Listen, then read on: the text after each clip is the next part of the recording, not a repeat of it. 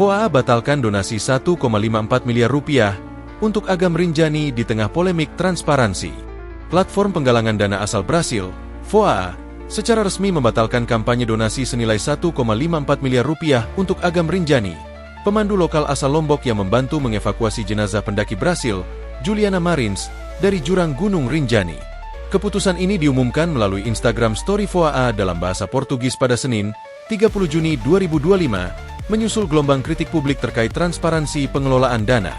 Kampanye donasi ini awalnya digagas sebagai bentuk apresiasi masyarakat Brasil atas aksi heroik Agam Rinjani dan tim SAR dalam mengevakuasi jenazah Juliana Marins, yang tewas setelah terjatuh ke jurang sedalam lebih dari 600 meter pada 21 Juni 2025. Dana yang terkumpul mencapai 522.000 ril Brasil, setara 1,54 miliar rupiah, melalui platform FOA AMI Agam.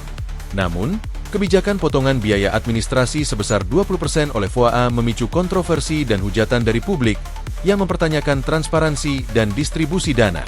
FOA menyatakan bahwa seluruh donasi akan dikembalikan secara otomatis kepada para donatur mulai 30 Juni 2025 tanpa perlu tindakan tambahan dari donatur. Kami berkomitmen pada transparansi penuh dan menghormati setiap pihak yang telah berdonasi, tulis FOA dalam pernyataan resmi mereka. Mereka juga menjelaskan bahwa biaya administrasi tersebut digunakan untuk kurasi, verifikasi, produksi konten, hingga manajemen hukum dan keuangan, namun mengakui adanya kekurangan dalam komunikasi yang memicu ketidaknyamanan publik. Selain isu transparansi, pembatalan ini juga dipicu oleh ujaran kebencian dan informasi palsu yang mengganggu kampanye, serta kesalahpahaman terkait peran Agam Rinjani dalam evakuasi.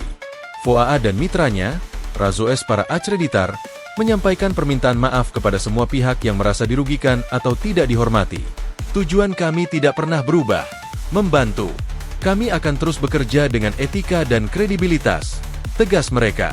Agam Rinjani sendiri sempat menegaskan bahwa dana donasi tidak akan digunakan untuk kepentingan pribadi, melainkan untuk membeli peralatan keselamatan pendakian dan program rebusasi di Gunung Rinjani.